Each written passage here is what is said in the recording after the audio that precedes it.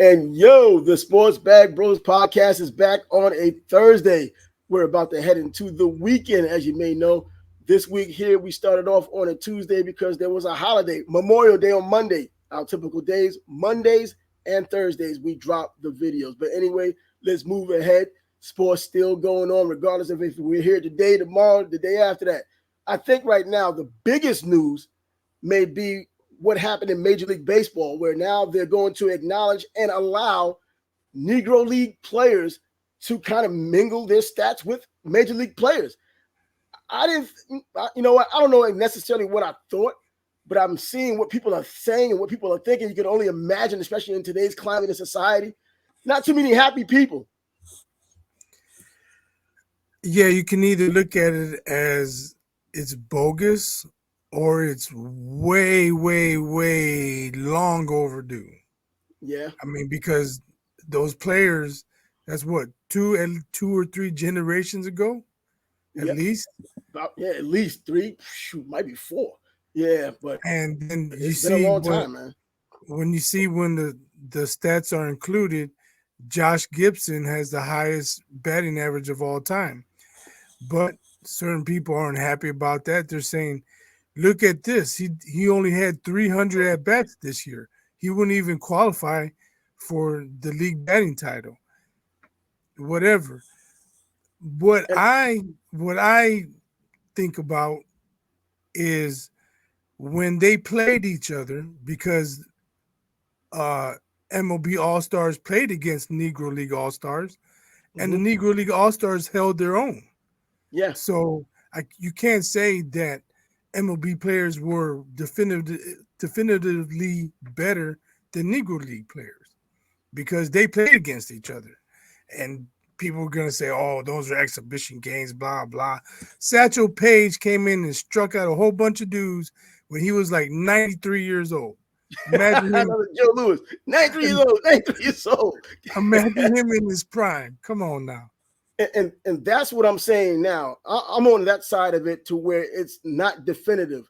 Because, look, I mean, the majority of the population as it is right now, but more so back then, were white people. So you had a bigger pool of talent to pull from, and you think that might have been, the best of the best of that would obviously be better than a smaller pool of talent. But the concentration of talent in the Negro Leagues, they came out with what they came out with. Well, the Major League Baseball had their iconic heroes. If you go way back to when Major League Baseball had first started, you know about the Babe Ruth. You move forward, you know about Ted Williams and his batting over 400, 406 in 1941. The same year, DiMaggio only struck out 13 freaking times in a season. Get real with that. But, you go back to Ty Cobb, and you can't definitively say that one was so much better than the other. As you mentioned, they played one another in the All-Star game, and the Negro Leagues held their own. And even if they didn't win, you could say, well, baseball is about series, just like basketball is about series. If they played 50 times, or 51 times, how would it go? Will the Negro League still hold their own? But then you look at the at-bats, and that's where I have a little bit of the problem because, there were with Josh Gibson in particular, because that's where everyone's kind of pointing to. You look at he had fewer at-bats than Ty Cobb, a lot fewer. And now he's in the same realm with Ty Cobb, and I can see where some of the dissension is coming from. It's almost like in the beginning of the season now, and people joke around with it. A player hits a ball on opening day, and people will play around. He's on pace to get 162 home runs. But we know things are going to balance out as the games go on. By the end of the season, dude hits 25, hits 30. If he hits 60, he's up there with some of the best of all time. Well, when you have that small sample size, it's hard to say that it was going to continue that way. He 466 batting average. That's what he was. That's 60 over what Teddy Baseball had done with Boston. Right. So what's crazy to me is I'm not aware that this was even being considered. I didn't hear any talk about it. I don't know how they came to the conclusion. Did they put it to a vote? If they did, who voted? What were the deciding factors? Who decided? But I think they got the effect they wanted. People are talking about it. People are talking about it, but people are angry about it. I mean, not everybody, but there are a huge faction of real baseball purists. I go to some of these sites where there are real baseball purists who try to be objective, even though some of their biases come out when it's about their team. But when it's about baseball as a whole, they come out and say what needs to be said, and a lot of times they make sense. And some of them are making sense, but a lot of them are making sense on the other side of, why would you do that? And I'm joking around with these guys. I'm like, okay, so when is the NFL going to start allowing these CFL stats coming in? It's a completely different game up there, more people, bigger field, all that. But it's all in jest. But I can understand, though, the purists who look at those numbers and look at these players and they're like, wait, why now? And the worst part about it, I think, is the timing. If there could be a worse part about it, the timing. We're in the age of DEI. Bro, love it or hate it, DEI is a thing. And so when this comes up right about that time when we're talking DEI, you think about that, man, this is a woke, as people will put it now. It's a woke thing. It's not legitimate. It's illegitimate. But on the other side, you always can see these players are good. Jackie Robinson is a legendary baseball player, not because he just broke the color barrier. He was a damn good player and athlete when he was playing. And the point was, when he came to the Brooklyn Dodgers, it was like, we're not even sending our best player. We're sending the player who's best for the circumstance, because there were other Negro League players who were better. But if they got spiked and the things that happened to Jackie Robinson, they would have fought back openly and just ruined it for all the other black players coming in the future. Jackie had the patience and the temperament to stay calm when all was going wrong around him. He was able to bite down, stay calm, continue to play, and became the legend he became. So you think it could be an effort for MLB to right a wrong? Oh, absolutely. Yeah. And along with some of these groups, I hear people saying that it should not have happened anyway. It should never be in this position. Bro, that's the history of this country, along with other countries. We've had blights in our country, along with countries from years past, where people were slaves at one point and people progressed to not being slaves, and now people progressed to becoming multi-billionaires in the same country as minorities. So things have happened, and it should not have happened, but I guess we don't get it here without having that. I mean, in the perfect world, we would like for everyone to have played when it was legitimate from the beginning, so we can not have this conversation of wondering. But this is what we ended up with. This isn't a perfect world. This isn't a perfect system, but this is what we have now. Now it's something new to argue about or talk about. Right. There have been guys who started out seasons extremely hot and then gotten injured and they're out for the season. That doesn't change what they did. Their numbers are still their numbers. Yeah. So just because they didn't play a full season, you can't take that away. Well, you can say, well, they're not eligible to be MVP, to be to win batting titles, and this and that. But if a dude hit 413 in a month and a half, he hit 413.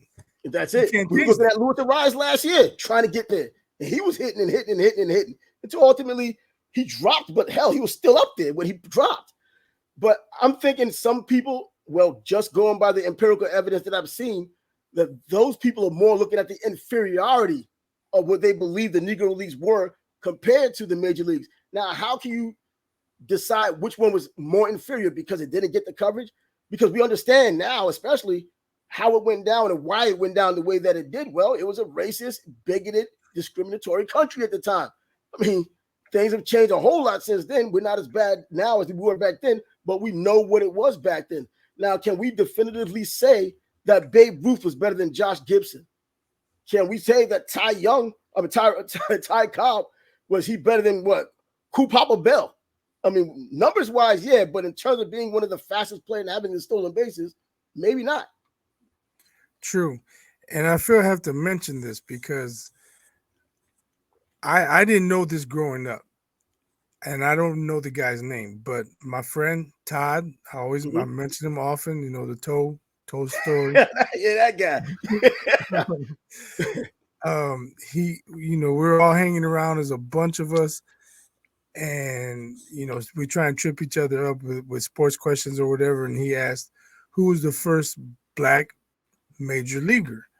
And of course, everybody said Jackie Robinson. He's like, no, there's a guy way back who was playing better than the perceived best white player at the time, and the white player had him banned.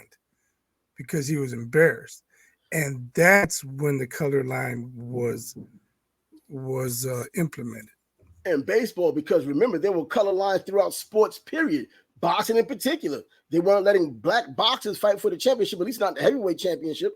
You know, you had guys like Joe Gans years ago that was before Jack Johnson, and he was allowed to fight for one.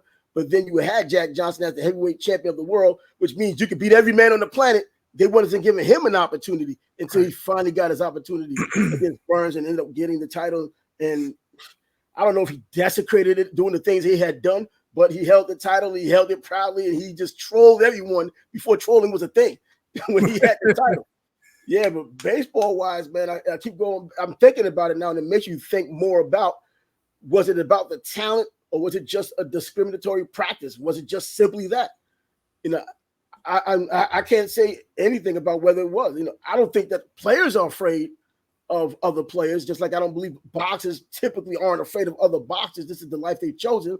I think the organizations and the look that it would have looked, the way it would have looked nationally would have been something they didn't want to deal with if they were to lose in a series or, you know, anything else. Like Americans right now losing the gold medal in basketball when you have NBA players, you see how that happens. Everybody gets upset about that.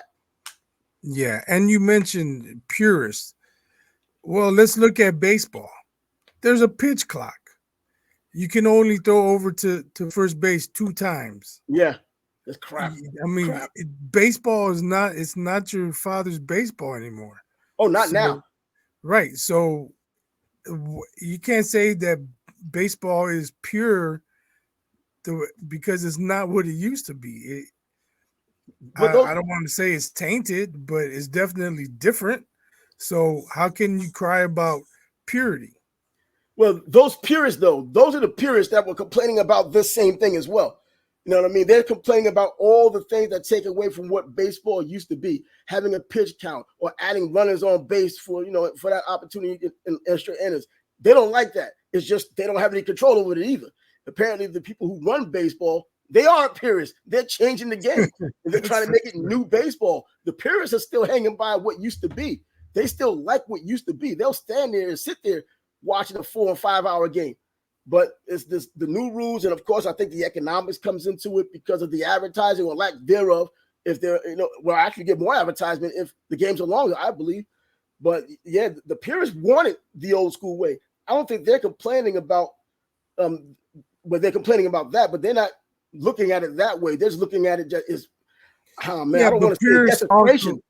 Purists will also complain about launch angles and too many strikeouts, not putting the ball in play. I mean, it's just not your father's baseball. Get used to it. Guys bunting in the ninth inning with no hitter going. They complain about that, man. Somebody decides to bunt with a no hitter going, and he gets on base because of the bunt with like 2 outs in the ninth inning. Like, what the hell are you doing? Swing, be a man. Well, you lost your no hitter. That's good enough. Yeah, I don't know where I stand on that, man. I mean, I think it's funny as hell. I hate it when it's I think the circumstances matter. Let's say it's 8-0. Okay, you swing away, don't bunt. But if it's 1-0, you need a base runner. Lay that bunt down. I'm not mad at you. They should be expecting it too, by the way. They should be expecting a freaking bunt. I mean, even in a no-hitter or perfect game scenario, you're not trying to become this guy's history by being the team that he no-hit or got a perfect game against. You're trying to break that damn thing. And if it goes the coward's way, like the purists would think, well, I can live with it. And we may tie the game up and win the game because of it. Or we're not going to look dumb in a loss. We'll lose 1-0, but with a number 1 inside the freaking hits circle, hit box. But anyway, baseball, I mean, man, I didn't think something like this would really get people so up in arms. But then again, I think about it. Yeah, it's something that they really got up in arms about. And you just think about some of these players that were old, like Satchel Paige coming into the major leagues at 42 years old and still having a record above 500 in the major leagues. I mean, he played like the better part of 3 seasons, right? Yeah, that's it. So, and he was already an old guy when he came by. Can you imagine him at 26, 27, 28, 29, 30? I mean, and back then they claimed he was throwing 100 miles an hour. Right. You know, so there's just so many. But he also showed out in those exhibition games. That's where his legend was born. those creme de la creme players, the best of the best playing against the major leagues best of the best. Some people claim it was just an exhibition. Guess what? Especially back then, if it was an exhibition going with the climate of the country back then, you were a prideful SOB if you're a white guy. You're not trying to let these guys that people look down on beat you. Trust me, you're the superstars of the country and the superstars of the baseball world. You're not letting anybody beat you. And if they did beat you, that's a problem, and you're going to feel it. Right.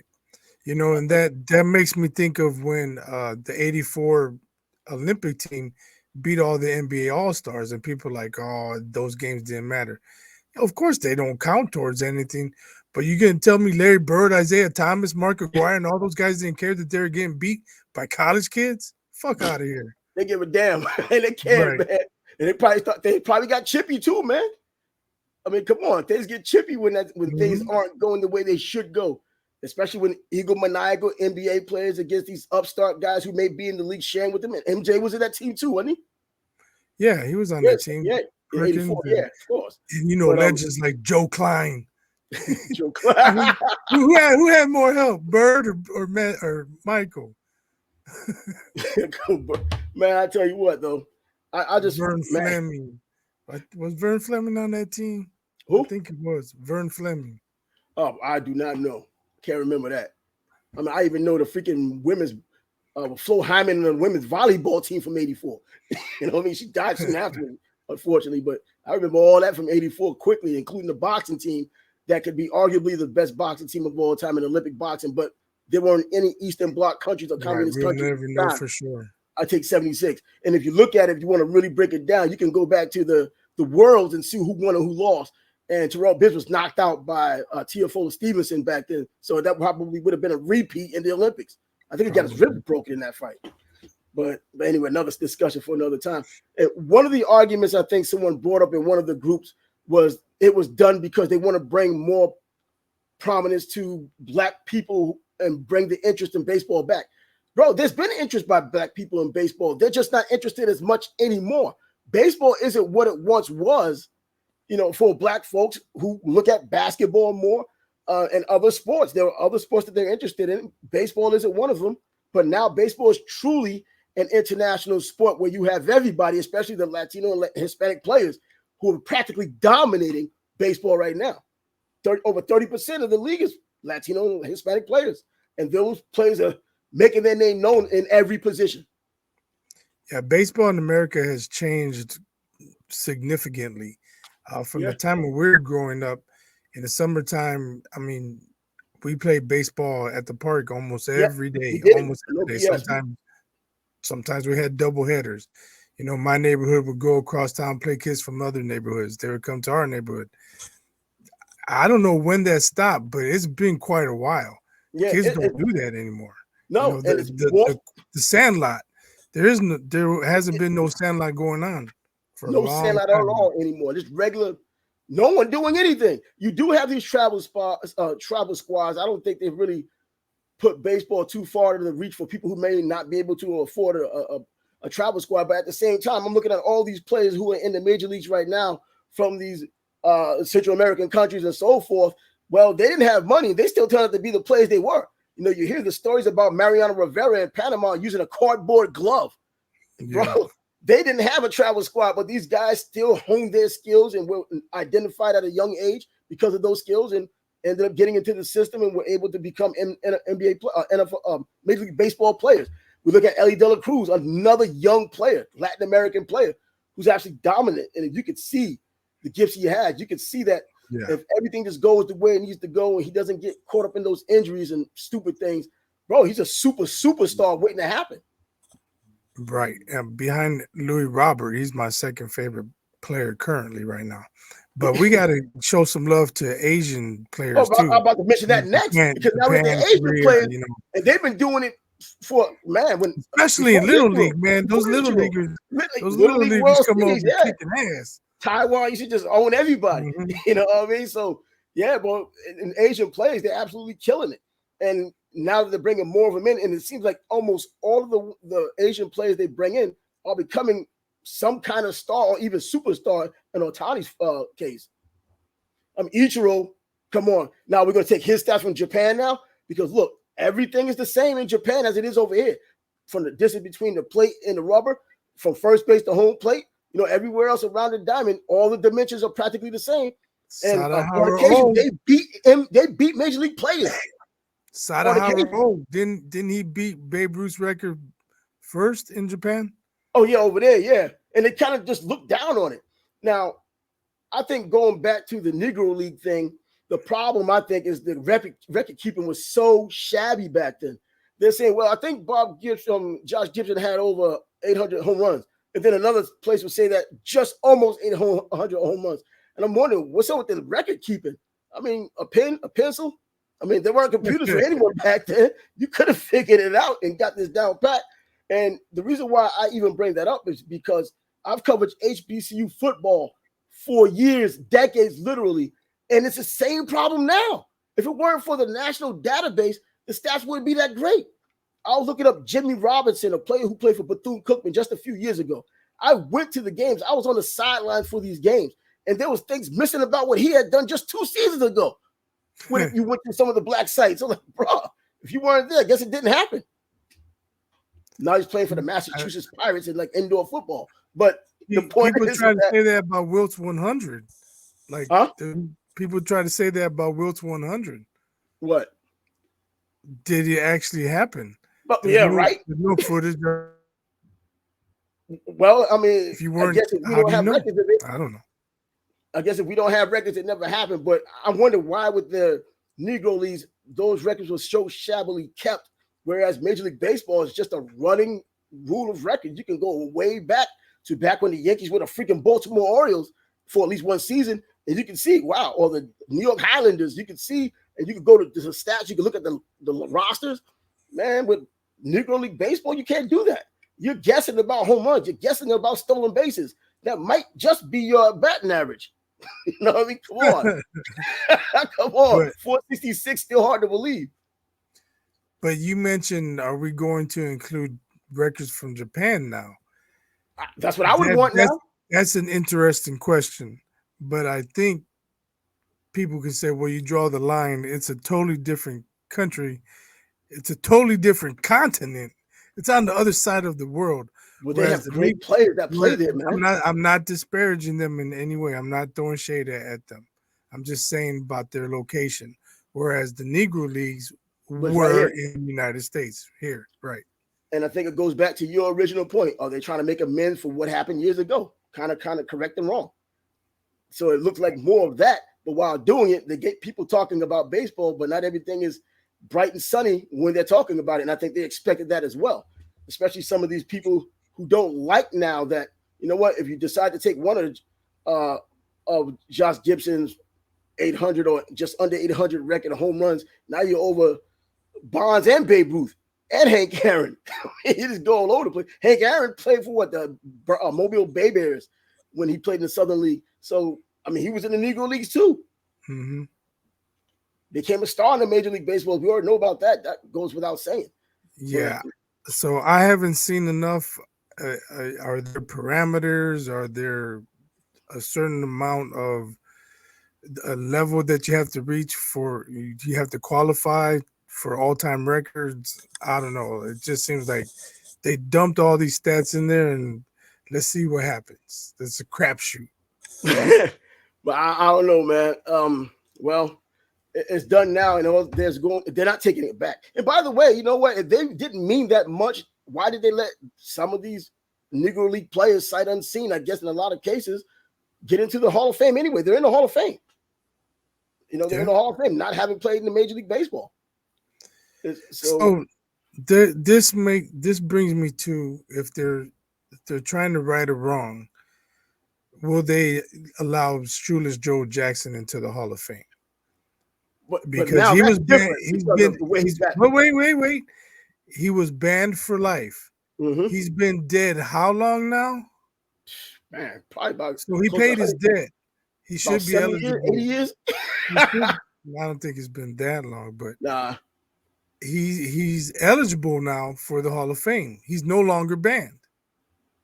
Well, he's no longer banned because he's dead. Well, I guess it's going to go beyond that. They'll come with something else because he embarrassed the game of baseball. I guess that's sacrilege to even bring somebody back because of something like that. I think that's a different set of rules, and I understand where you're coming from, but I can see them easily saying something like, no, this guy just made baseball look bad. He killed the integrity of baseball, and that's a good enough reason for them. And I think that you'll have sports writers who agree. Those are the guys doing the voting. I think our generation is a little bit more magnanimous towards it. But what you're saying are those the facts? Are those the facts? Because he led the team in batting average, and he hit the only home run in the World Series. So was he throwing games, or was he just with the guys who threw the games? Man, because if you remember, Landis, he banned guys for consorting with gamblers and not reporting it. So maybe Joe didn't throw any games, but he knew games were being thrown. So I guess if he knew games were being thrown, he's guilty by association. I guess you're guilty if you know. It's like right now, if there's a crime that had happened, and but then people say snitches get stitches. I mean, and back then you probably would have got stitches. What side of the corner are you gonna fall on? I don't know. I guess that's a discussion for another day. And since we're on baseball, at least for right now, what's the umpire name? Hernandez. See ya. He retired, man. And this player's as happy as hell that he's leaving. Yeah. How did he hang around for 34 years to begin with? I don't know. I mean, if you ever had a person who just did not belong in baseball because not only 1, 2, or 3 players, you're talking about generations of players who didn't like this guy. And he finally retired. Well, May 9th, he retired. Man, I was like, man, I mean, you heard. It was terrible. When someone can make a 4 or 5 minute video of your bad calls, that shows to the level of how bad you are. I mean, of course, umpires are not perfect. They're going to blow calls. But the same umpire. For 4 minutes of bad calls, dude, you suck. My man had a highlight film, a low light film. For him, it's a highlight film because he thinks he's getting props. I remember CC Sabathia went off about him. He was like, knowing that there's a possible fine, but talking about an umpire like that, and he's like, he's terrible. He shouldn't be out there. Because Hernandez did sue Major League Baseball because he claims that he wasn't allowed to do a World Series because of his race. And players was like, nah, CC Sabathia leading the way. Nah, this guy doesn't need to be one. Forget about it. Oh, is it just you? Do you think other people think that way? He says, man, you can go to the other room. They'll tell you the same thing. They don't like him. So I think in his case, it was about him being a bad umpire. I think we talked to him about him enough already. Sayonara. Yeah, sayonara, right? Bringing some new blood to screw up. In fact, they got the help of cameras and computers now. AI. Let's give him a couple fingers on the way out. Yeah, right. And stay out for real. Because you damn sure won't be going to the Hall of Fame. You might be the first one in the Hall of Shame. You could put him there with Shoeless Joe. And Shoeless Joe goes into the Major League Baseball Hall of Fame before this guy even does anything else. But in any event, let's move on to basketball finally, man. We had an opportunity. The Minnesota Timberwolves at home against Dallas. Dallas has a chance to match what the Celtics had done, get themselves a sweep, and they just miss out on it. A close game, but they're in Minnesota. They lose the game. The under is in play, and here we are. Well, if you watch that game, you see that the Timberwolves had an 8-point lead. Like I've been saying, they need a cushion getting to the last couple minutes. And they almost still blew it. They fouled Luka, gave him a 4-point play, but he missed the free throw. It looked like they were trying to give it away like they had been, but Dallas ran out of time. I'm telling you, they need a cushion. Another issue is Lively. Lively didn't play. And that's one guy, him and Caffin, those guys are dogs, man. They wreak havoc in the paint. They block shots. They get offensive boards. They catch alley-oops. They hustle plays. And you're missing one of those guys, it makes a difference. We'll see if he plays tonight. I'm not quite sure the extent of his injury, but T-Wolves at home fighting for their lives. But also, if you notice, Kyrie was off. I'm about to say Kyrie was off 13 points. that's part of the reason they were able to get the 8-point lead. Now, is Kyrie at that point now in his career to where he can put it out there, but just for so long, and because of age and wear and tear, he kind of comes back down to earth and has to kind of regenerate before he comes back, re-energize himself and play better the next game. That game, surprisingly, if you just look at the Vegas line, was a 1.5 favorite for Dallas playing at home with an opportunity to sweep, which everybody wants to do, knowing that the Celtics were already done and you want to get as much rest as you can so that you can play the Celtics as well and be a bit fresher, not beaten up when the series starts. But now you're going to tonight, still in Minnesota, and now Minnesota's a 4.5-point favorite. Interesting. Yeah. To me, again, it depends on Lively. If Lively plays, Dallas has a really good shot to close them out. If he doesn't, the Wolves have an easier time trying to extend the series. But you saw in game 4, even without Lively, it's not like they're dominating. Exactly. And that's what I'm thinking about what Charles Barkley said the other day. Why don't we just give Luka a rest and just get him rested up for the NBA Finals? Bro, you're barely winning when he's out there. And when Kyrie's on fire as well. So if you take him out, you got a guaranteed loss. Almost seems that way, right? Yeah, let Chuck say what Chuck says, man. I don't know if he says it for effect or he really knows what he's talking about. Sometimes I wonder, man. If you notice, really know what he's talking about. He knows he's talking about basketball-wise. If you notice, too, what was Cat doing? I've been screaming it. Get your ass in the post. Get your ass in the post. Get your ass in the post. And then I said, he's probably going to make me look stupid, go 6 for 9 from 3-point range. But he didn't start shooting threes until he was dominating in the post. Yeah. Then he was getting good open looks as opposed to chucking up threes first quarter, second quarter, missing them all. So I think that's his best way to success. Dominate down low, then move outside, hit a couple open shots. And I know I saw an article today that said that Karl Anthony Towns is the reason why Minnesota will win or lose.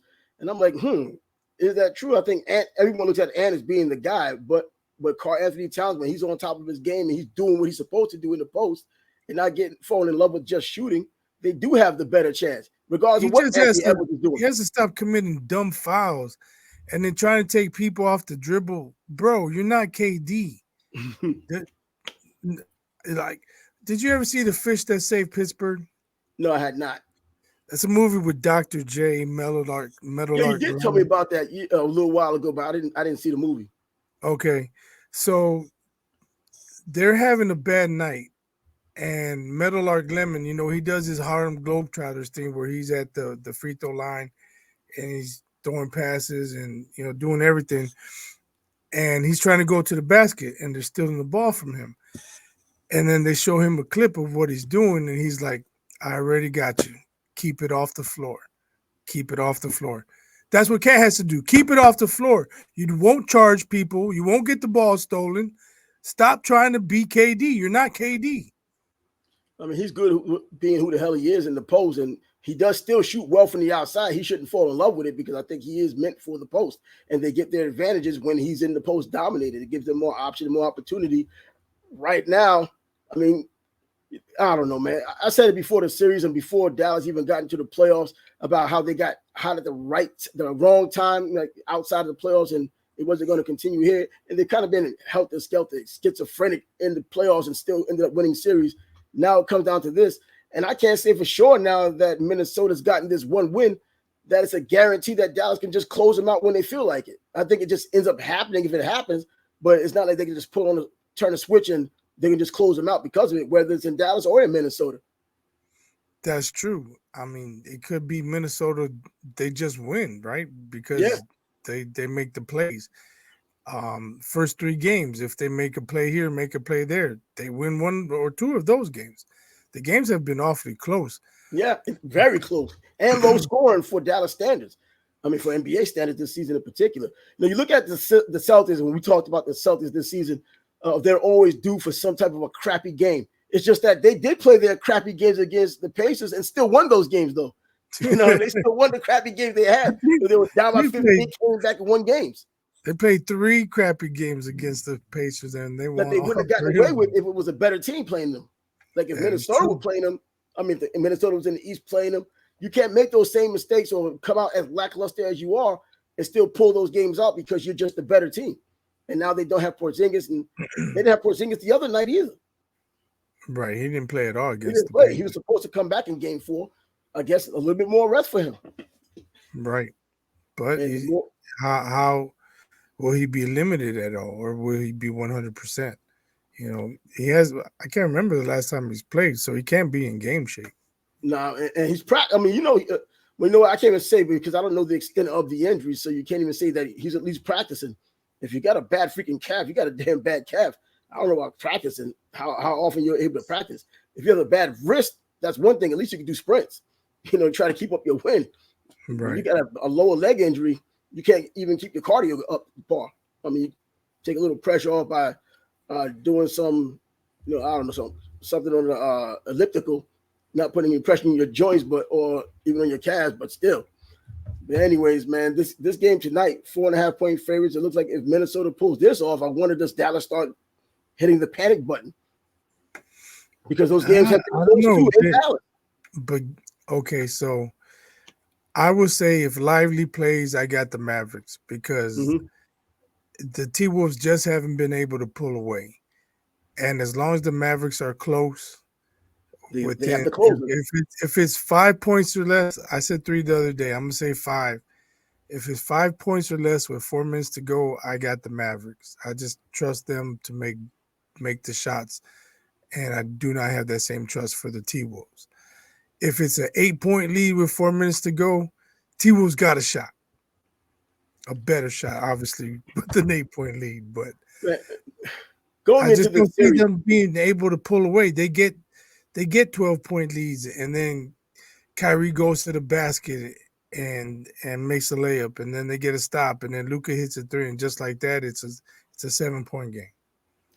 Yeah, I just thought going into the series, the youth would have been something. I thought that beating Denver would have definitely given these guys the jolt they needed as young guys to just use that momentum, and they have the talent. I didn't think they would crash the way they did and losing at home like they had done it early going.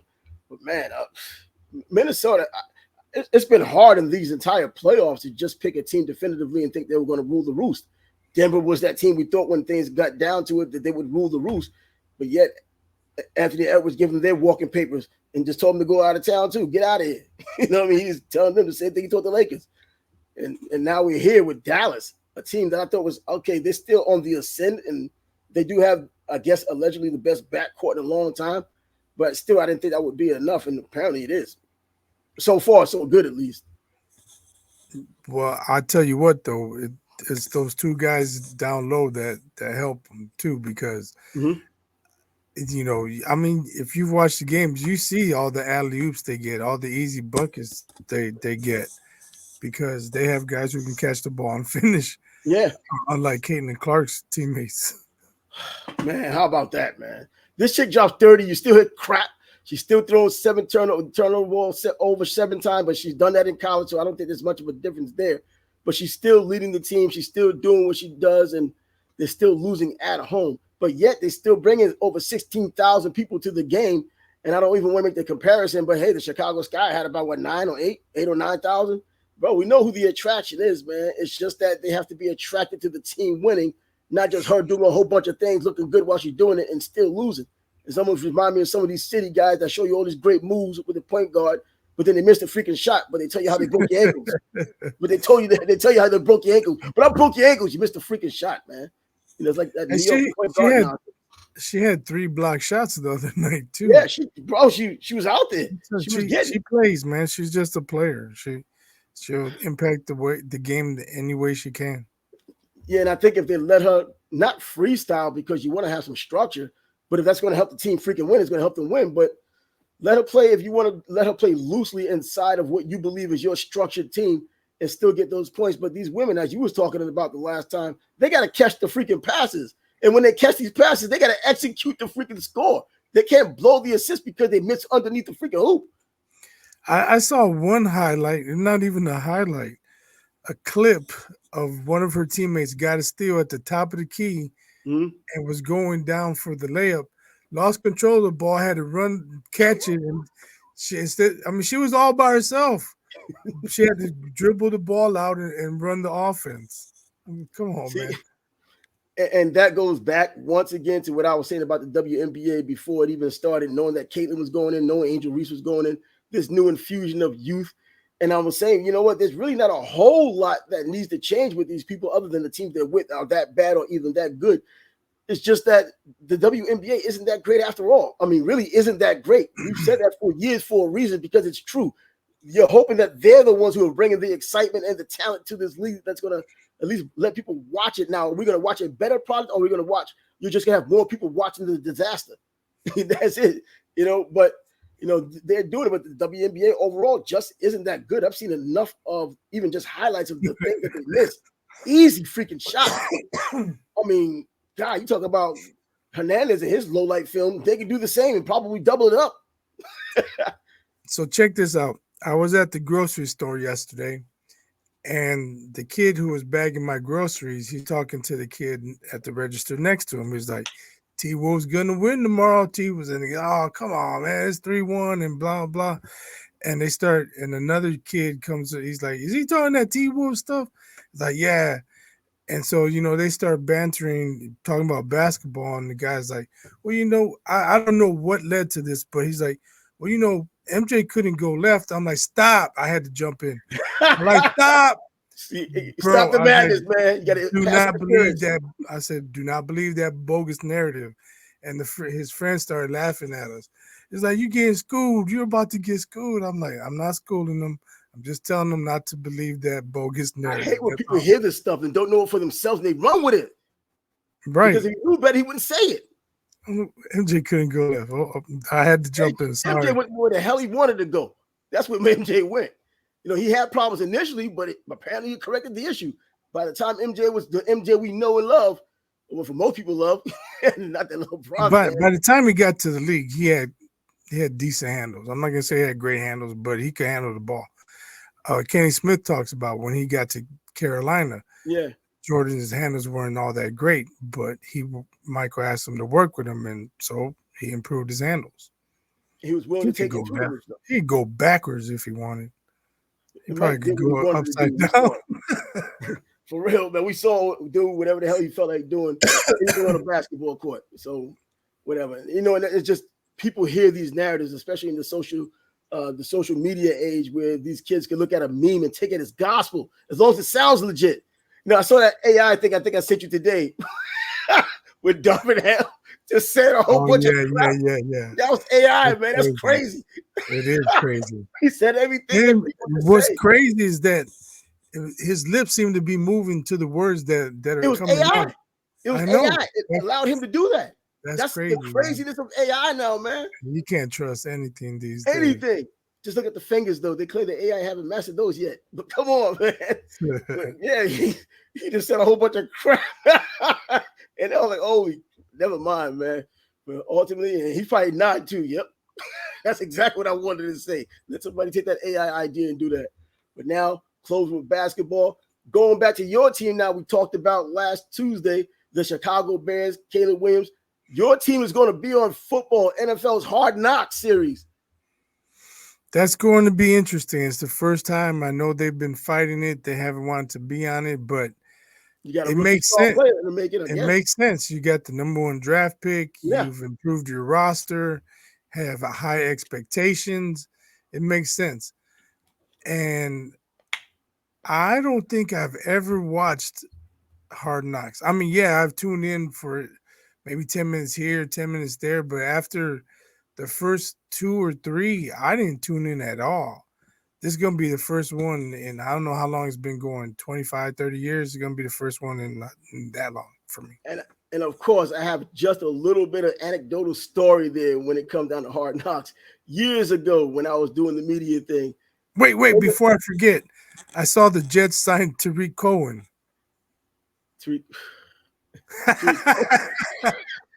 He hasn't played in like 3 years. Oh God, man! See, because I didn't even see that bad news yet. He's a former Bear. That's why I mentioned it. Holy crap! Come on, man. But getting back to this story, I was about to say it was just a little story that back in Hard Knocks is when Emmitt Smith was about to break the record. The season that he came in to break the record, the NFL rushing record. The preseason he came to Jacksonville. Hard Knocks came there because they wanted to be there for when he ultimately had broken the record. Later on in the season, I mean, they would have that on the preseason schedule, the preseason film. But anyways, he's up there in front of the media. He's talking to all these people. So the media is there early before the game is starting, a couple of hours later. And I just asked simple questions. I never upstaged a player. I never tried doing that. I never wanted to make my name on any player. So just know that part. I don't do that kind of nonsense. I know people who do it to get their buzz going. And all I asked him was, hey, if you were to break the record this year, when do you think it might be a time that Cowboys are going to look in another direction for their running back? Because, they had some young running backs. I think Michael Wiley was coming out of Ohio State. He was there. Anthony Hembrick from South Carolina was on there. They looked pretty solid.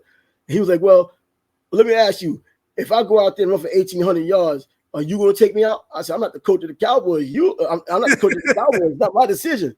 He said, well, will you take me out? I was like, nah, but, I'm not the coach. But I was like, but at the same time, you're not getting 1,800 yards. I wasn't saying say that you ain't getting 18. Bro, you're not. And he looks at me, he rolls his eyes. And I'm like, God, I'm not trying to get it. So I kind of held back a little bit. Didn't try to go back and forth. Then he comes back and says something else. I was like, oh, Emmett, man, you're not a spring chicken anymore. And the media with that instigating laugh did that. They laughed. Well, during that Hard Knocks episode, they at least panned over. I see, I was just kind of looking like this there at the time they panned over. And I was in the camera. I was like, oh, God. Luckily, they didn't get any of the questions. But what ended up happening at the end of that was that there was a big personality here in Jacksonville, David Lamb, who did the morning show. He just passed away last week, surprisingly. That was a guy that he was an icon here in Jacksonville media, in Southeastern media, period. He comes into the room, the press box afterwards when the game finally starts and we're up there and people are laughing about it. And he's like, man, Emmitt Smith will kick your ass. He said that to me.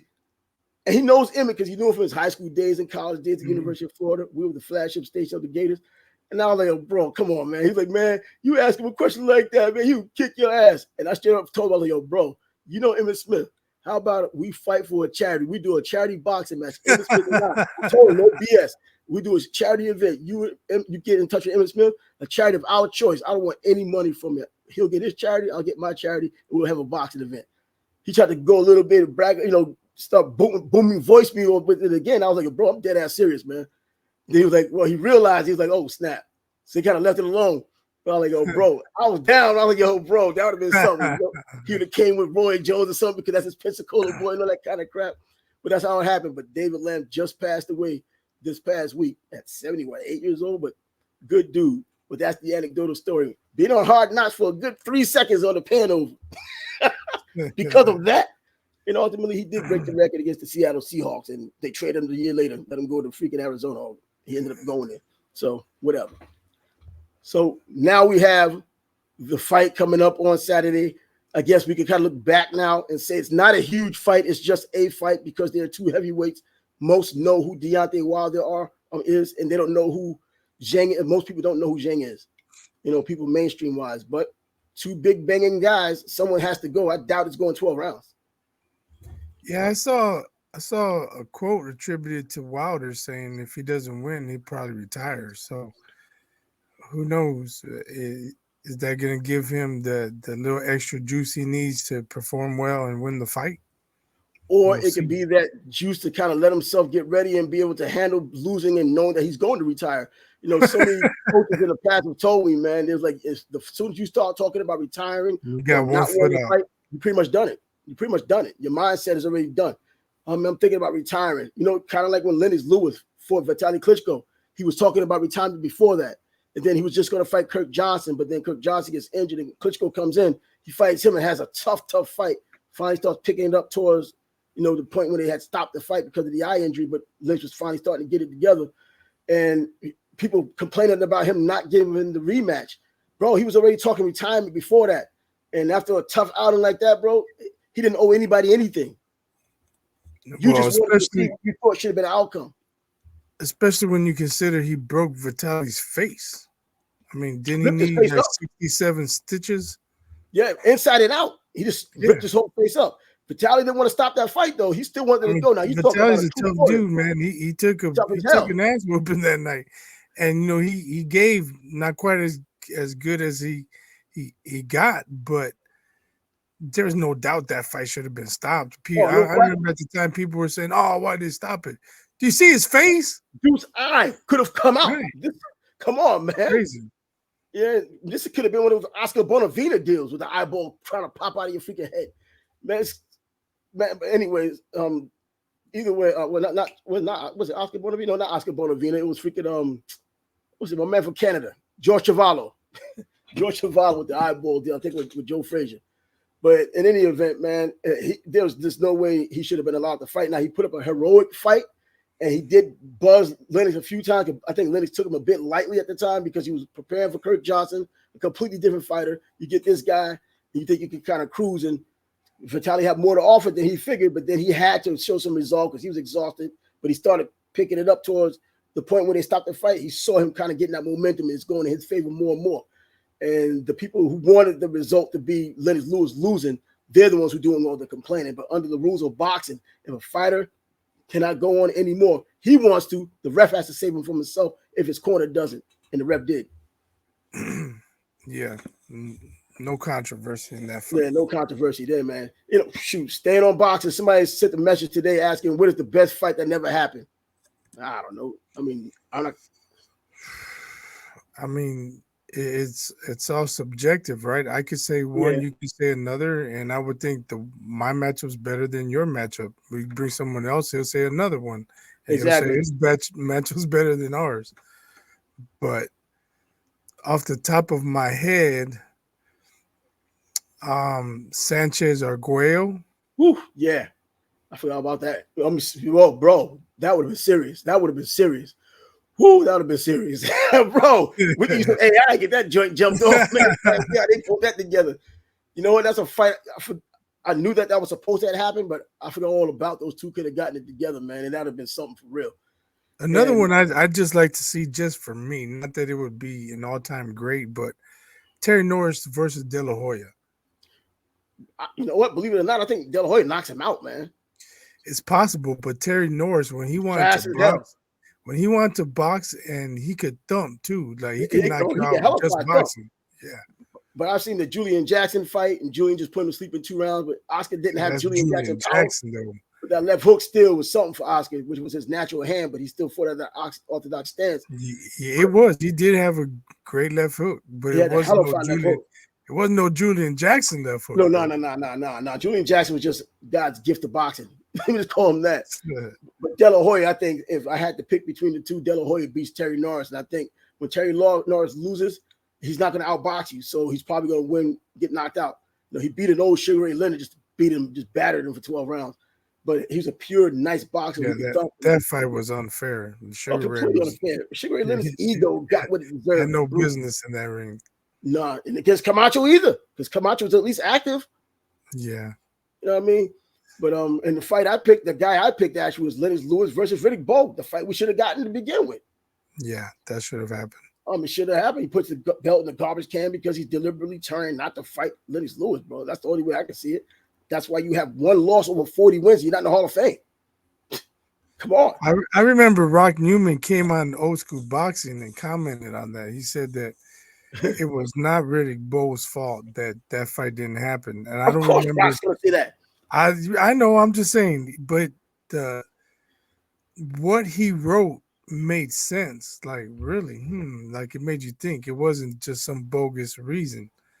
I don't recall what it was, but but hey, Rock Newman came to the boxing. What did he say? I'm telling you, I don't remember. But he was commenting on. No, he kind of clicked a bit. That's why. Oh, sorry. He did. I don't remember what he said, but he commented on.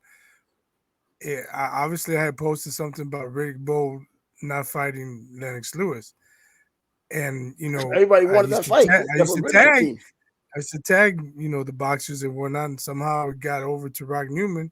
He came and commented, and like I said, he gave a reason for it not happening, and saying that it wasn't Riddick who prevented that fight from happening, and what he said made sense. I don't know if I believe it. I don't remember it. It's coming from Rock Newman. I'll just leave it out there in the ether. That's you gotta take it with a grain of salt, right? Yeah. But according to Rock, it wasn't Riddick. Yeah. I don't know who that guy was who put the belt in the trash can, though. I know, right? He said if he wants to go to get the belt, he could go to garbage. Then we could call him a garbage man. That's what he said. So what do you want, man? Go and don't believe the fighter. Man, I think the guy who posted it also, he said that Charlie Burley and Ray Robinson, come on, man. You knew boxing, you realize those two didn't necessarily coexist at their best. Ray Robinson was on his way up when Charlie Burley was already there, about to be tired, soon. We're just talking fantasy fights then. Yeah, that's an absolute fantasy fight there, man. But fights that should have happened, that had the ability to happen. And, the Aguayo and Sanchez fight, we see why it didn't happen. Sanchez passed away. He'd have eventually gotten to him, but in any event, that's the way it's going to go. So I guess we can end this show, man. It was pretty quick from A to Z, starting off with baseball. And baseball the way we weren't expecting to do it at any time at this point. Not really talking about players today, but talking about all-time players. Now the Negro Leagues and Major League Baseball combining forces and stats, and now we have new leaders in certain categories now. That's the most baseball we've ever talked on one show. Yeah. That's true, but I think with the way this is probably one of the few times that most people, even mainstream people, are at least looking at baseball and talking about it because of what had just happened. Now you're looking at what Ted Williams did now with his 406, and now you're looking at Josh Gibson's 466, 60 freaking points higher. And I can see where the contentions are going to come in and why people are going to say what they're going to say. But that's what we have now as the leader in the clubhouse until they bring in these Japanese players. They kind of fix it up. Hey, NBA, let's add those ABA stats. Hey, baby, you know what? I can see more of that happening. Because a lot of those players from that, were pretty damn good players. Bro, I mean, Artis Gilmore, playing in the ABA. He's one of Jacksonville University's finest. The best of the ABA did play in the NBA. So, yeah, like Dr. J has over 30,000 points. Mm-hmm. But if you combine his ABA, but they don't combine it. Maybe this opens the door for some of that, man. Like AFL and NFL, do they combine the stats there? Those old Denver teams, the old Raiders teams, and combine their NFL stats and the NBA their AFL stats. See how that goes. But they didn't even keep sacks until 19. Exactly. And another thing about basketball, you get these people putting up these memes with Wilt Chamberlain. They're talking about a game in which he had like 15 steals. Like 24 blocks. And when did they start putting blocks in there? I don't know for sure, but come on, man. Yeah, he had 50, 30, 25, 20, and he had a quintuple double. Everything every stat line was like doubles, man. And they were high doubles at that. Mm-hmm. But anyways, he was playing by himself and just swatting things down and just lost by 5. So, we'll call it off now because the fight will be coming up this Saturday. Wait, I made my prediction. Who are you predicting? Who are you I'm picking Wilder. No, T-Wolves and T-Wolves. Woo! At home, bro, I'm going with T-Wolves. I'm going to run with Vegas this time, 4.5 points. All right. So, just to recap, I got the Mavs if Lively plays. If not, then I got the Wolves. I'm just going to take the Wolves, man, because I figured that one game that they needed to kind of get back into the groove of that winning mindset probably helped itself out. The under-over is still low, and now they're 4.5 up. I mean, Vegas has been wrong, and they've been wrong quite a bit, especially during these playoffs. But I'm thinking that that's probably what ignited this so-called now young team. And Cat playing the way he's playing, Anthony Edwards still has to put up that 40-plus point game. At some point, he can still do it. He just hadn't done it in a while. They're going to need it. Well, we'll see what the deal is on Monday. But until then, we'll say bye for this episode. The Sports Back Blues podcast is calling off on a Thursday. So until Monday. Till next time, I guess. Deuces. Peace.